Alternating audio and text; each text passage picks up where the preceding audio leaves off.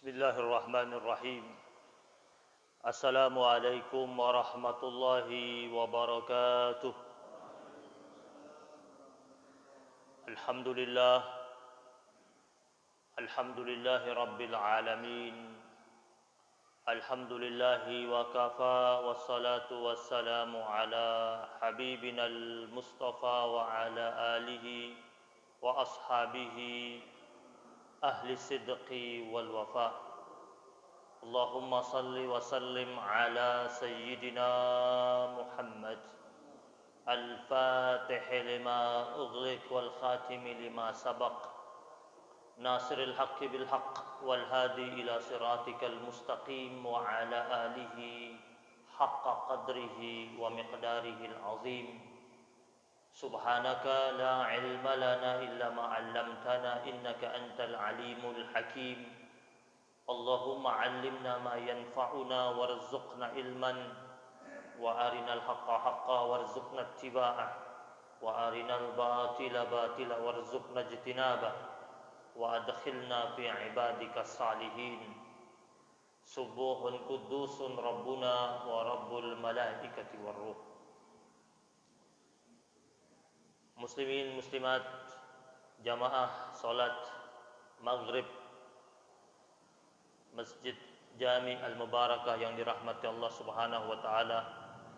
Alhamdulillah, segala puji bagi Allah Subhanahu wa taala atas limpahan rahmat dan karunia yang Allah Subhanahu wa taala turunkan kepada kita, sehingga pada malam yang mulia ini kita kembali bersama-sama hadir di majlis ilmu semata-mata untuk menambah pengetahuan kita dan menambah takarrub kita kepada Allah Subhanahu wa taala.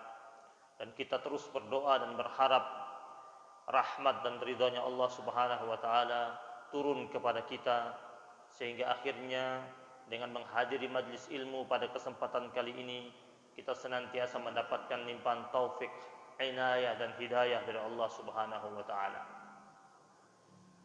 Jamaah yang dirahmati Allah Subhanahu wa taala, dalam sebuah riwayat hadis dari sahabat Nabi Abu Hurairah radhiyallahu taala anhu, dikabarkan Rasulullah sallallahu alaihi wasallam pernah mengingatkan kita tentang baiknya Allah Subhanahu wa taala.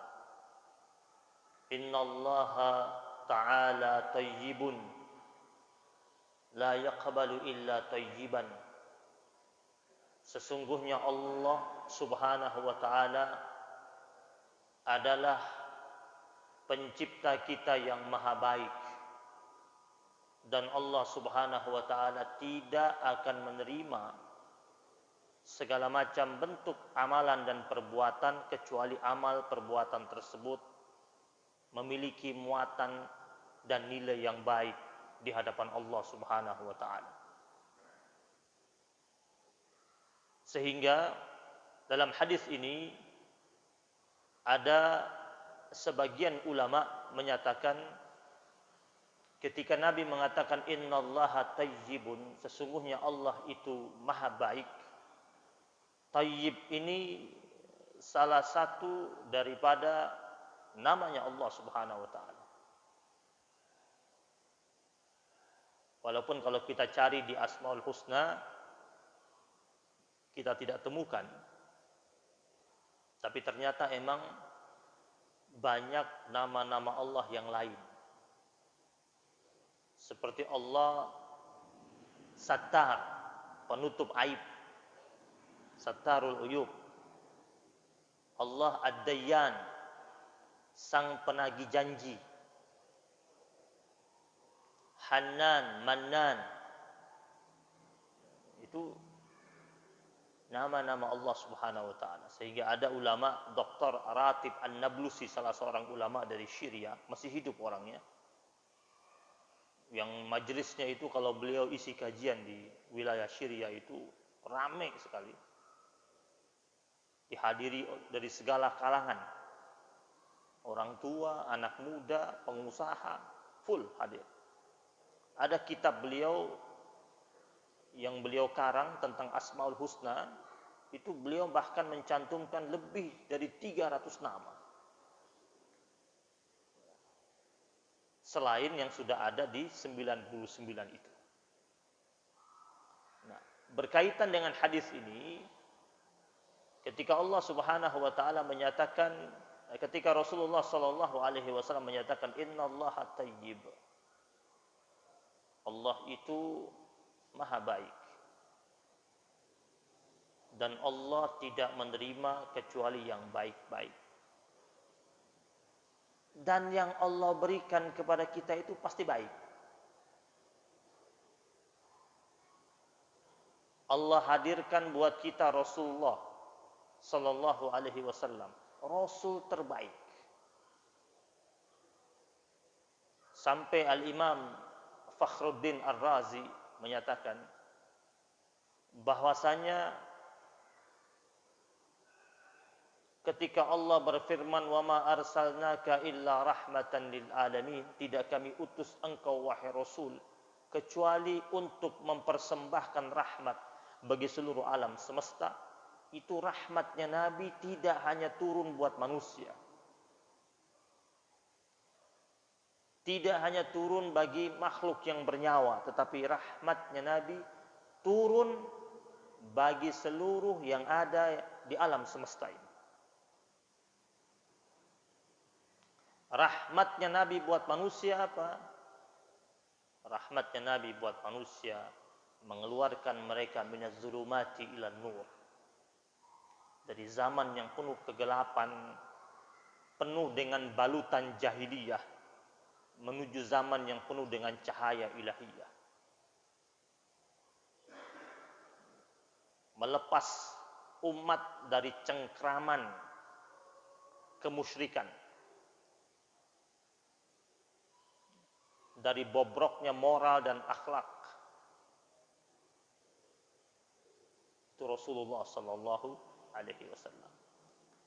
Lanjut dari hadis ini, kata beliau, Rasulullah sallallahu alaihi wasallam melanjutkan sabdanya, "Wa innallaha amaral mu'minina bima amara bihil mursalin." Sesungguhnya Allah Subhanahu wa taala telah memerintahkan orang-orang yang beriman sebagaimana Allah Subhanahu wa taala memerintahkan kepada para rasul-rasulnya. Jadi perintah Allah kepada orang-orang yang beriman itu sama kepada para rasulnya. Karena para rasul-rasul Allah itu lebih dahulu mendapatkan perintah, kemudian mereka diperintahkan untuk melanjutkan kepada umat yang mereka tuntun atau mereka bimbing pada waktu itu. Contohnya, ada 2 ayat dicantumkan dalam hadis ini. Nabi mencontohkan yang pertama, ada perintah Allah buat para rasul. Yang kedua, ada perintah Allah buat orang-orang yang beriman. Perintah Allah kepada para rasul, Allah berfirman, "Ya ayyuhar rusul, kulu minat thayyibati wa'malu salihah." Wahai para rasul-rasul, makanlah kalian dari yang baik-baik, kemudian lakukanlah amal saleh. Ini perintah Allah, suruh makan. Tapi yang dimakan yang baik-baik. Berarti apa? Tidak asal makan. Tidak asal makan. Makan dari yang baik-baik. Dan setelah itu lakukanlah amal saleh. Yang kedua, firman Allah buat hamba Allah yang beriman, "Ya ayyuhalladzina amanu kulu min thayyibati ma razaqnakum." Hai orang-orang yang beriman, makanlah kalian dari yang baik-baik yang telah kami rizkikan untuk kalian. Sama tidak? Sama. Nggak ada beda. Perintah kepada Rasul, para Rasul-Rasul, dan perintah kepada orang yang beriman sama. Yang digunakan di sini kata tayyib, dan dua-dua ada kata tayyib di situ. Yang pertama adalah makan dari yang baik-baik. Kepada para rasul, makan dari yang baik-baik, ya. Lakukanlah amal saleh. Artinya, orang kalau dia benar-benar ingin amal salehnya itu begitu kuat, baik, sempurna, asupan makanan yang masuk ke tubuhnya adalah makanan yang baik-baik. Ya, dicari dengan cara yang baik, dimasak dengan cara yang baik, dikonsumsi dengan cara yang baik, masuk ke dalam tubuhnya dengan cara yang baik. Tidak sekedar halal, tapi halalan thayyiban. Umat muslimin kebanyakan berhenti di halal.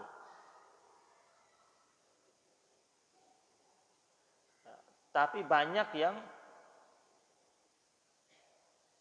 asal makan, sehingga yang penting halal. Kadang-kadang itu halal tapi tidak thayyib. Ya. Orang yang punya penyakit gula, mengkonsumsi gula itu halal, tapi kalau dia sudah punya penyakit gula, jadi tidak thayyib. Hukum gula baginya itu tetap halal, tapi tidak thayyib. Coba kita perhatikan Al-Quran ini. Kalau dia tetap mengkonsumsinya, bagaimana dia akan menegakkan amal saleh? Sehingga dengan dia mengkonsumsi gula tersebut, yang akhirnya membuat gula darahnya naik, sehingga amal saleh yang harusnya bisa dia kerjakan, tidak mampu dia kerjakan. Lemah tubuhnya, tidak punya kekuatan. Mungkin biasanya dia bisa bangun malam untuk tahajud, agak berat pada malam hari itu ketika gula darahnya tinggi.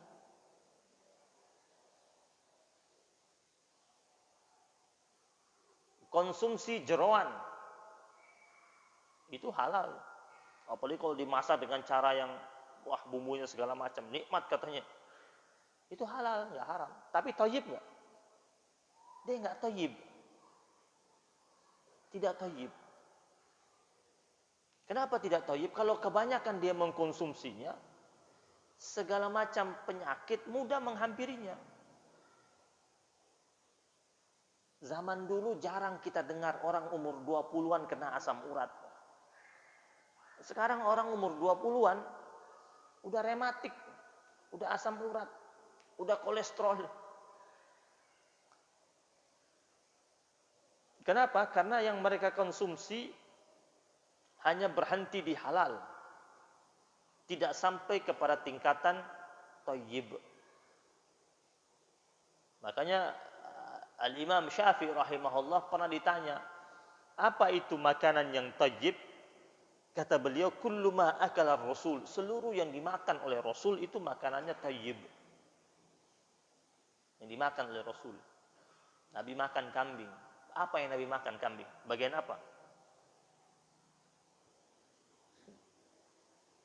Pernah temu riwayat Nabi makan jeroan? Yang Nabi makan bagian apa? Pahanya.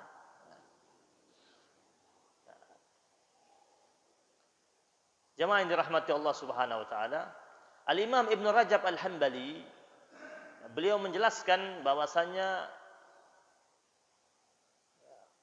kata thayyib yang diucapkan oleh Rasulullah sallallahu alaihi wasallam menggambarkan tentang nama Allah yang memiliki arti terlepas dari segala macam bentuk aib dan kekurangan.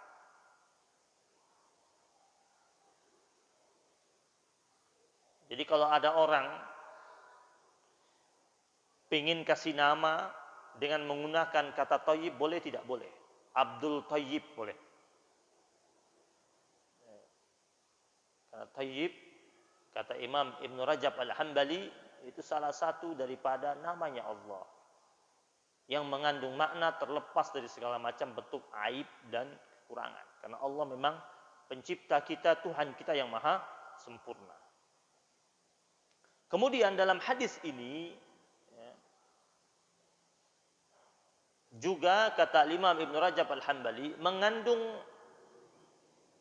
makna tentang cakupan amalan kita yang berbicara tentang penghasilan kita, pekerjaan kita, sampai kepada nilai sedekah yang kita keluarkan.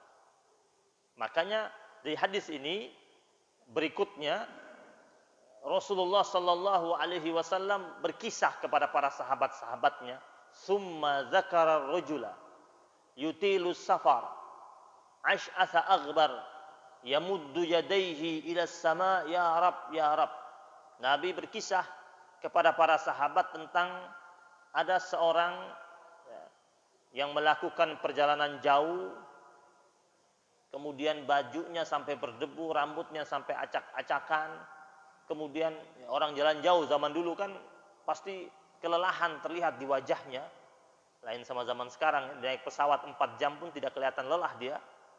Zaman dulu orang jalan jauh, kata Rasul, di zaman itu kemudian rambutnya acak-acakan, bajunya berdebu, jadi compang-camping bajunya. Kemudian yamuddu yadaihi ila sama, yang harusnya ini seorang musafir kan, seorang musafir yang kalau dia berdoa harusnya doanya mustajabah.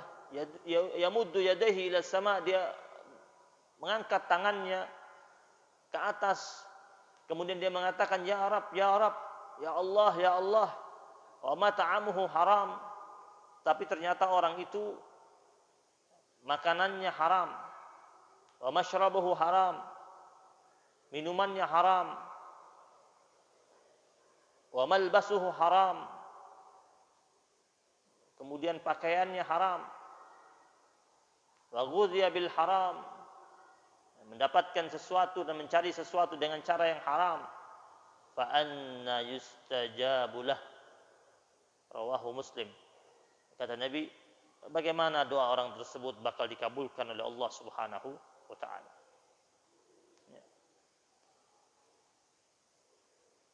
Jamaah yang dirahmati Allah Subhanahu wa taala. Jadi hadis ini awalnya Nabi bicara tentang thayyib. Kemudian yang kedua Nabi berbicara tentang sesuatu yang haram. Ya. Bermana apa? Setiap hamba Allah Subhanahu wa taala ketika dia ingin masuk ke ranah yang thayyib, yang baik itu, maka yang pertama kali dia harus lakukan adalah dia menjaga dirinya dari sesuatu yang haram. Setelah itu dia baru bisa berada pada ranah yang thayyib. Ya. Maka ini dipesan oleh Rasulullah sallallahu alaihi wasallam. Dalam sebuah riwayat dalam Al-Qur'an Al-Karim, Allah Subhanahu wa taala berfirman, "Innama yataqabbalullahu minal muttaqin." Sesungguhnya Allah Subhanahu wa taala hanya menerima amalan orang-orang yang bertakwa. Dan ciri orang yang bertakwa berusaha untuk menjaga apa yang ia konsumsi, agar makanan yang ia konsumsi itu bernilai terlepas daripada sesuatu yang haram dan benar-benar memiliki nilai thayyib. Allah menerima amal-amal hamba Allah Subhanahu wa taala yang mengandung unsur takwa. Salat ini kan sarana menunjukkan ketakwaan kita kepada Allah Subhanahu wa taala.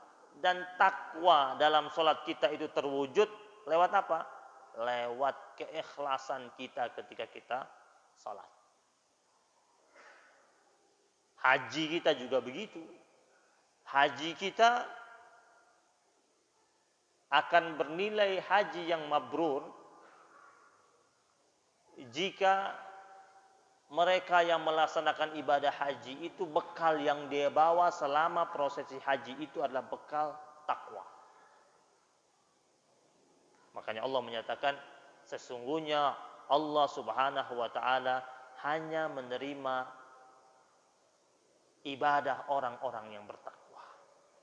Begitu juga dengan sedekah. Banyak orang kasih sedekah kepada orang lain, tetapi sedekah yang dia keluarkan itu tidak bernilai takwa.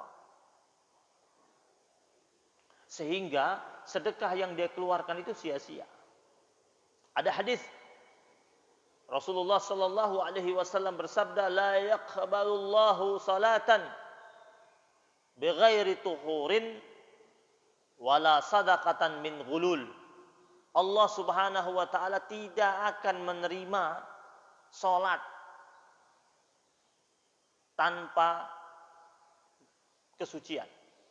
Salat tanpa wudu enggak bakal diterima. Yang kedua, wala sadaqatan min ghulul, dan Allah Subhanahu wa taala kata Nabi tidak akan menerima sedekah yang mengandung unsur ghulul. Apa itu ghulul? Dulu di zaman Nabi, setiap kali selesai pertempuran itu ada pampasan perang.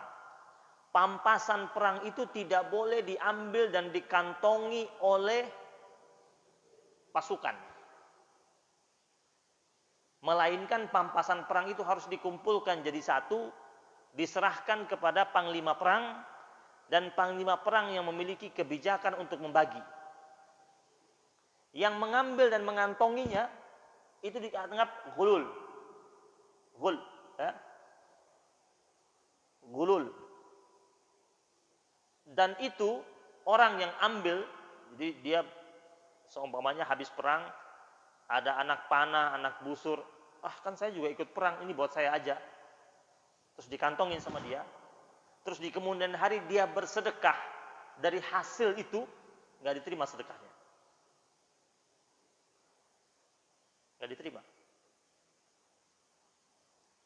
Maka zaman itu setiap kali selesai perang, seluruh pampasan perang dari pasukan musuh itu, kuda, pelana kuda, tombak, baju besi, panah, anak panah, semua dikumpulin jadi satu. Nanti Rasul yang tentukan ini buat siapa, itu buat siapa. Tidak boleh ada yang ambil. Kalau kita kiaskan dengan zaman sekarang, seumpamanya begini, ada orang kerja di sebuah restoran. Dia jadi waiters, pelayan di restoran. Itu kan tamu yang datang kunjungi restoran banyak. Mejanya ada 16 meja. Terus ada tamu duduk di meja nomor 16, ada tamu duduk di meja nomor 2. Dan masing-masing tamu itu dilayani oleh masing-masing pelayan. Dan biasanya tiap tamu setelah selesai makan, dia taruh uang tip. Waitersnya tidak boleh kantongi, melainkan uang tipnya ditaruh di mana? Serahkan ke manajer.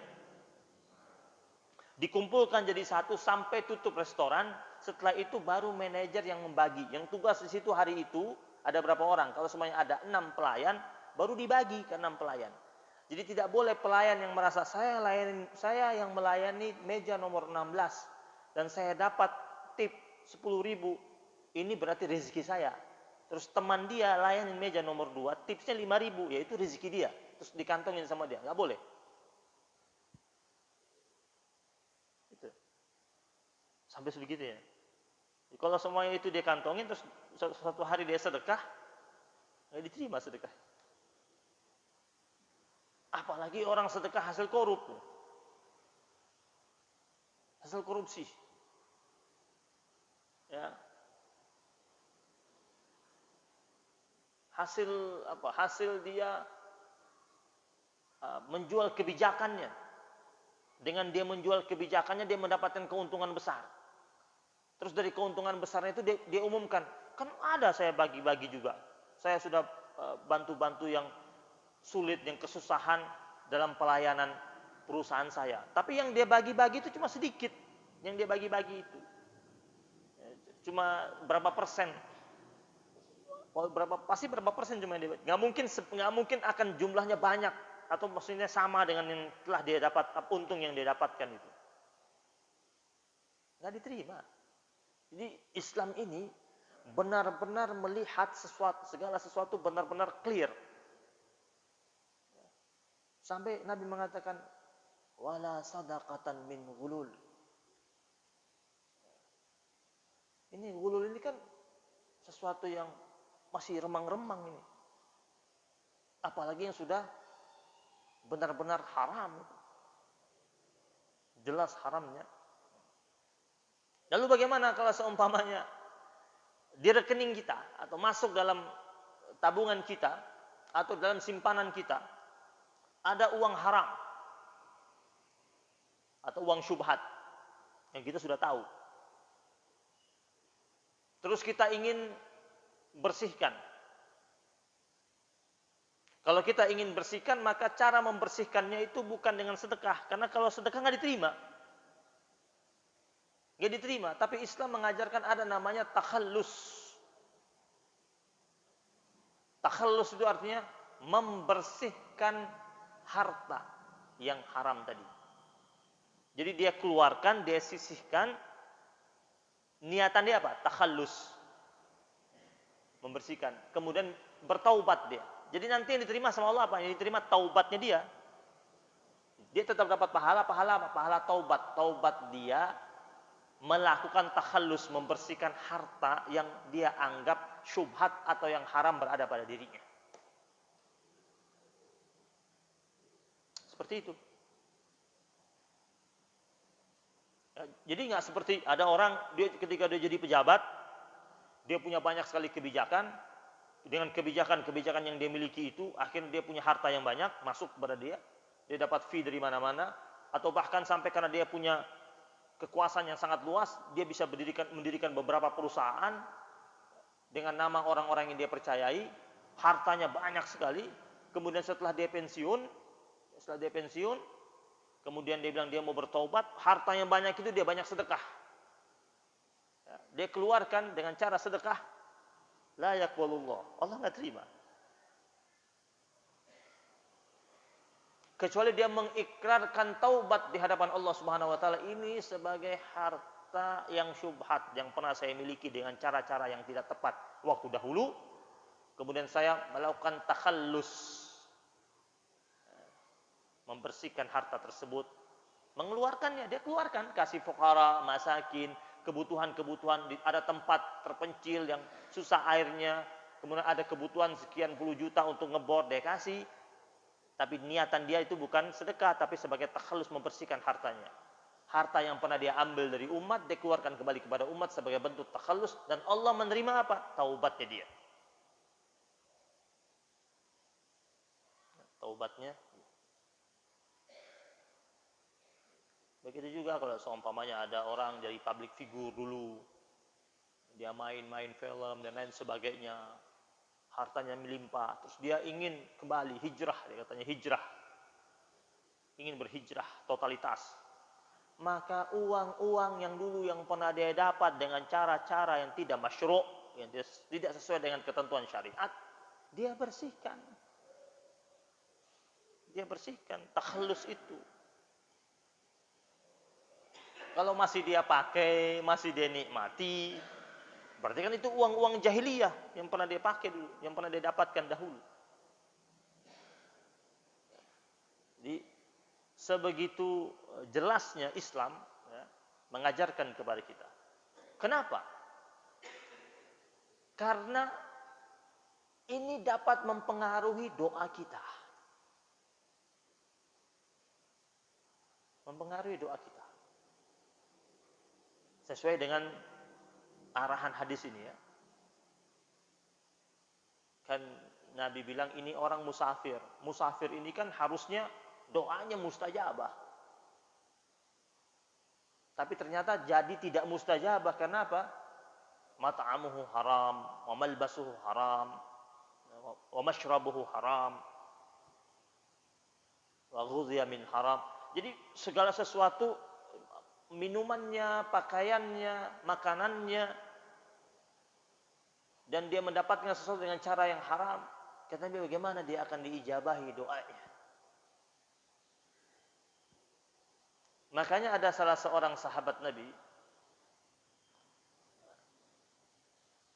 Sa'ad bin Abi Waqqas, karena Nabi pernah pesan kepada Sa'ad bin Abi Waqqas, ya Sa'ad, ya, sempurnakan makananmu, maksudnya atib mat'amaka. Wahai Sa'ad, baguskan apa yang engkau makan, makan dari yang thayyib. Maka akan dikabulkan segala macam doamu. Dan Sa'ad bin Abi Waqqas ini sahabat Nabi yang masuk kategori doanya mustajabah. Dia pernah ditanya oleh sahabat-sahabat Nabi yang lain, kenapa engkau wahai Sa'ad doamu itu mustajabah? Apa kata Sa'ad bin Abi Waqqas? Kata dia, saya tidak pernah memasukkan sesuatu ke mulut saya untuk saya makan, kecuali makanan tersebut saya tahu berasal dari mana dan didapatkan dengan cara apa. Itu rahasianya, maka Sa'ad bin Abi Waqqas doanya mustajabah. Dia tahu itu makanan dari mana, yang memasaknya siapa, bagaimana cara dapatnya. Berarti kalau zaman sekarang Sa'ad bin Abi Waqqas, kira-kira kalau dia ada, dia mau nggak duduk makan di warung? Nggak mau dia. Dia jaga itu. Kecuali penjual di warung itu dia kenal. Dia tahu orangnya. Dia tahu sholatnya. Karena kita makan di warung, penjualnya muslim, tapi nggak sholat 5 waktu. Nggak tahu mana bersih, mana najis. Mempengaruhi ini. Karena mungkin saja makanannya halal, tapi tidak thayyib. Itu ayam yang dimakan gimana motongnya? Sayur itu bagaimana dimasaknya? Orang-orang zaman dahulu kenapa doanya mustajab? Zaman dahulu dia kemana-mana dia pergi, dia pulang makan di rumah siang. Coba lihat pegawai-pegawai zaman dulu, pegawai-pegawai PNS zaman dulu. Jam makan siang kemana? Balik ke rumah makan. Itu berangkat lagi. Kalau sekarang nggak balik ke rumah, gimana mau balik ke rumah? Istrinya kerja, suaminya kerja.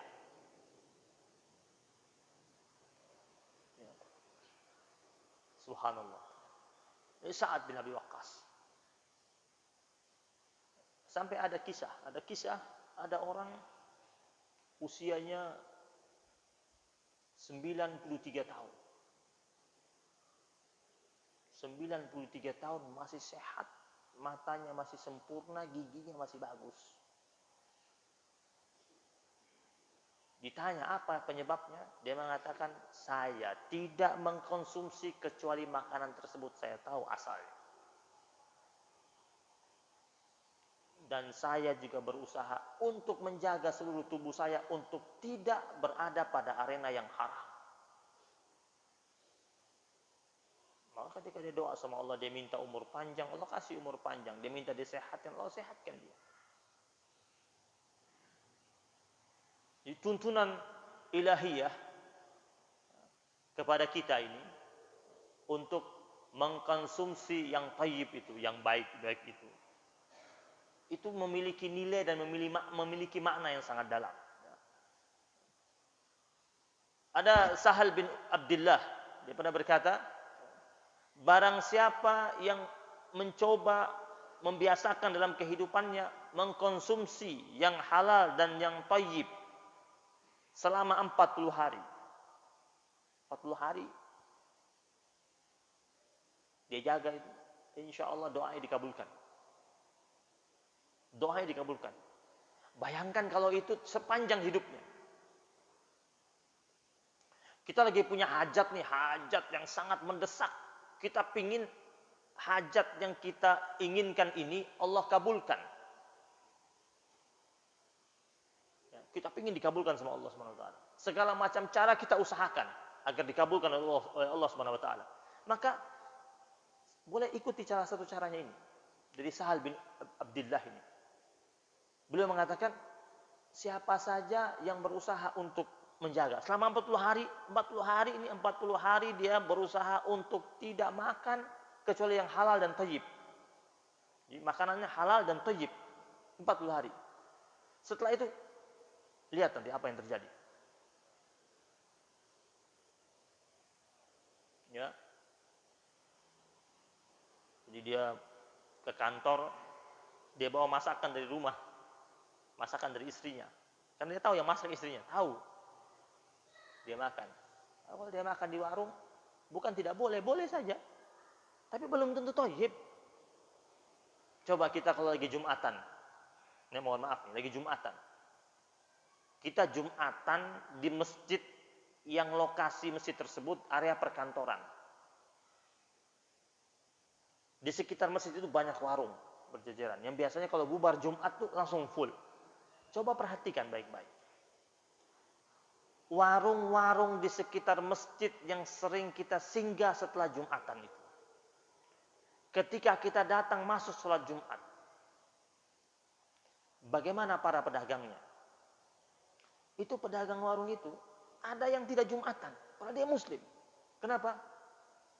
Dia sibuk menyiapkan makanan yang nanti bakal dikonsumsi oleh orang yang baru pulang Jumatan.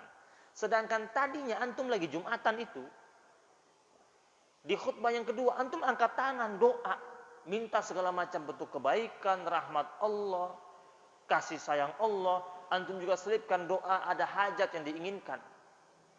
Terus selesai itu, antum masuk di warung, yang ternyata makanan tersebut memang halal, tapi tidak thayyib. Kenapa? Pelayannya nggak sholat Jumat. Lalu kalau berdasarkan hadis ini, mau dikabulkan?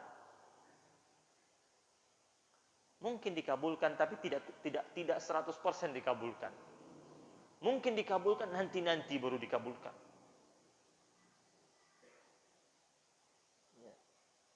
Atau banyak orang dagang di sekitar masjid. Karena sebelum Jumatan biasa banyak orang dagang tuh. Kita habis Jumat kita keliling tuh kan, belanja tuh. Coba perhatikan orang-orang yang jual itu. Ada yang sholat, tapi ada yang nggak sholat. Karena dia sibuk jaga barang dagangannya. Padahal dia jual di emperan masjid itu. Terus kita pulang Jumatan kita belanja itu. Kita belanja barang yang halal tapi tidak thayyib. Tidak thayyib. Karena pedagangnya tidak thayyib.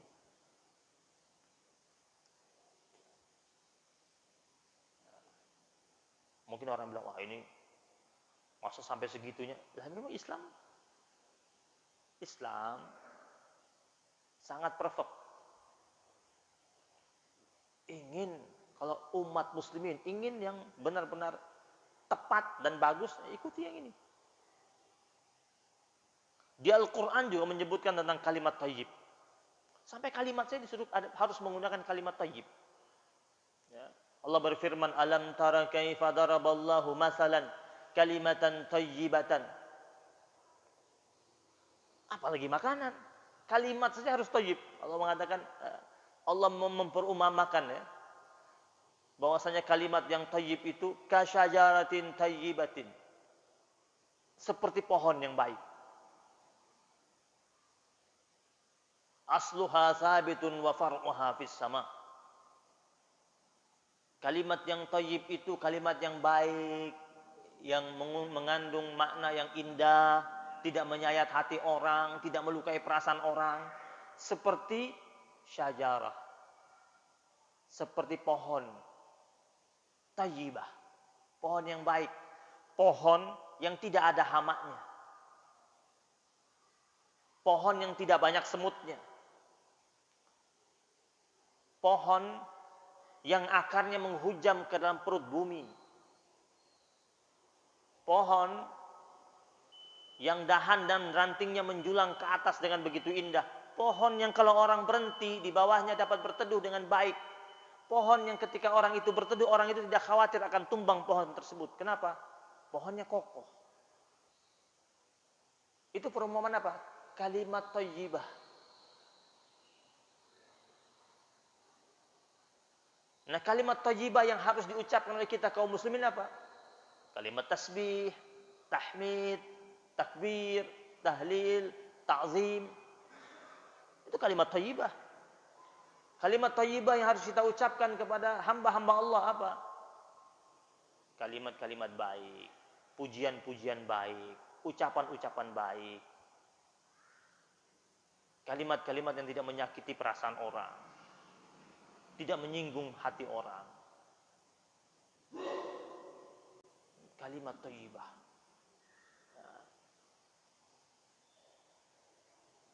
Wa mathalu kalimatin khabisatin. Yang berikutnya kata Allah, perumpamaan kalimat yang buruk. Ada kalimat yang buruk, khabisah. Kasyajaratin khabisatin. Seperti pohon yang buruk. Pohonnya sudah lapuk, banyak hamaknya, semutnya banyak, daunnya tidak rindang, akar-akarnya itu tidak menghujam ke bawah tapi menjalar ke sekitar rumah, merusak fondasi-fondasi rumah-rumah di sampingnya. Itu apa? Kalimat khabisah, kalimat yang buruk. Dan Allah Subhanahu wa taala melarang dan mengecam orang yang mudah mengeluarkan kalimat-kalimat buruk tersebut. Dan kita jangan mudah terpancing dengan orang-orang yang mudah mengucapkan kalimat buruk, terus kita balas mengucapkan kalimat buruk. Tidak perlu. Kenapa kalau kita mengucapkan yang sama juga seperti dia? Kita sama seperti dia, berarti kita juga sama seperti pohon yang buruk ini. Pohon yang buruk, siapa yang mau berteduh di bawahnya? Tidak ada orang yang nyaman berada di pohon yang buruk tersebut. Jamaah yang dirahmati Allah Subhanahu wa taala. Kalimat thayyibah memberikan energi positif tentunya. Kita kalau sama anak kita yang sering kita ucapkan kalimat-kalimat thayyibah, itu energi positif masuk dalam dirinya. Jangan kalau kesal sama anak, bodoh lu, jadi bodoh anak kita. Yang tadinya sebenarnya dia punya potensi untuk pintar dan cerdas. Apalagi sambil toyor kepalanya. Ya, dijewer, toyor kepalanya, bodoh lu. Agak pintar lu. Jadi bodoh dia. Tapi coba kalau kita memasukkan energi positif lewat kalimat-kalimat thayyibah. Sanjung dia, puji dia. Tuntun dia dengan kalimat-kalimat indah. Itu energi positif. Yang di kemudian hari akan menjadi nilai baik buat anak kita. Makanya Allah Subhanahu wa taala menyatakan dalam Al-Qur'an surat An-Nisa ayat 148, la yuhibbullah al-jahra bis-su' minal qaul. Allah Subhanahu wa taala tidak menyukai perkataan yang buruk yang diucapkan. Jadi kalau semuanya dalam hati kita ini sudah ada persiapan untuk mengucapkan kata-kata buruk, tahan, jangan sampai diucapkan. Jangan sampai diucapkan. La yuhibbullah. Allah nggak suka. Ya. Kalau kita sudah tahu Allah tidak suka, jangan kita jalani. Kita ini sama orang yang dekat sama kita saja, sama orang yang kita sayangi. Ketika dia tidak suka sesuatu, kita jaga, jangan sampai kita lakukan itu. Ini Allah yang mengatakan Allah tidak suka. Ucapan yang mengandung kata-kata buruk, Allah nggak suka. Kan terkadang sudah ada nih persiapan nih, tapi kalau sudah tahu ini, jangan ucapkan. Nah, awalnya setan suruh kita keluarkan itu. Sampai ada yang mengatakan, nggak apa-apa, dikeluarkan saja. Itu unek-unek daripada ditahan jadi penyakit. Itu kan sebenarnya teori-teori setan itu untuk membenarkan agar orang ucapin. Mohon jangan ditanggapi ya. Maklumin saya begini, tapi yang penting saya sudah keluarkan. Allah bilang Allah tidak suka. Allah tidak suka karena efeknya pasti buruk. Karena kata-kata buruk itu energinya pasti negatif. Jemaah yang dirahmati Allah Subhanahu wa taala. Mudah-mudahan kita jadi hamba Allah Subhanahu wa taala yang senantiasa menjaga kehidupan kita, menjaga asupan makanan kita, menjaga tutur kata kita dan menghiasi hidup kita dengan sesuatu yang thayyib, dengan sesuatu yang baik. Sehingga akhirnya menjadi disukai dan dicintai oleh Allah Subhanahu wa taala. Pertemuan malam hari ini saya karena menggantikan Ustadz Zaki Umar yang berhalangan, jadi insya Allah nanti pertemuan yang berikutnya, yaitu yang tanggal 30 ya, yang tanggal 30 itu insya Allah nanti jadwal saya akan diisi oleh Ustaz Zaki Umar karena beliau berhalangan ada ke pesantren untuk nengok anaknya. Dan kebetulan saya kosong hari ini dan menggantikan beliau. Mudah-mudahan Allah Subhanahu wa taala hadirkan kebaikan buat kita, rahmat Allah Subhanahu wa taala turunkan kepada kita, keluarga kita, rumah tangga kita, orang tua kita, guru-guru kita, anak keturunan kita, orang-orang yang kita cintai dalam kehidupan kita. Kita minta kepada Allah, Allah turunkan segala macam bentuk rahmat, inayah, taufik dalam kehidupan kita. Allah jauhkan kita dari segala macam bentuk bala, musibah dan ujian. Allah hadirkan rahmat buat negeri kita yang kita cintai ini. Agar Allah Subhanahu wa taala angkat wabah yang menimpa negeri kita yang kita cintai ini. Allah hadirkan rahmat, taufik, inayah kepada orang-orang yang berjasa dalam pembangunan masjid ini, yang telah mewakafkan tanahnya untuk masjid ini, yang menyumbang hartanya untuk pembangunan masjid ini. Agar Allah hadirkan kebaikan demi kebaikan kepada mereka, keluarga mereka dan anak keturunan mereka. Ala hazihi niyyah wa ala kulli niyatin salihah. Tawassulan li Rasulillah sallallahu alaihi wa alihi wasallam. Al-Fatihah. Alhamdulillahi Rabbil Alamin Ar-Rahmanir Rahim Maliki Yawmiddin Iyyaka na'budu wa iyyaka nasta'in Ihdinas siratal mustaqim siratal ladzina an'amta 'alaihim ghairil maghdubi 'alaihim waladdallin amin Rabbana taqabbal minna innaka antas samiul 'alim wa tub 'alaina ya maulana innaka antat tawwabur rahim wa sallallahu ala nabiyyina Muhammadin nabiyil ummi wa ala alihi wa sahbihi wa baraka wa sallam alhamdulillahi rabbil alamin. Mari sama-sama. Ya Allah biha, Ya Allah biha, Ya Allah bihusnil khatimah, Ya Allah biha, Ya Allah biha, Ya Allah bihusnil khatimah, Ya Allah biha, Ya Allah biha, Ya Allah bihusnil khatimah, Ya Allah biha, Ya Allah biha, Ya Allah bihusnil khatimah. Subhanakallah bihamdika asyhadu an la ilaha illa anta astaghfiruka wa atubu ilaik. Wabillahi taufiq wal hidayah wal ridha wal inayah wal afu minkum. Wassalamu alaikum warahmatullahi wabarakatuh.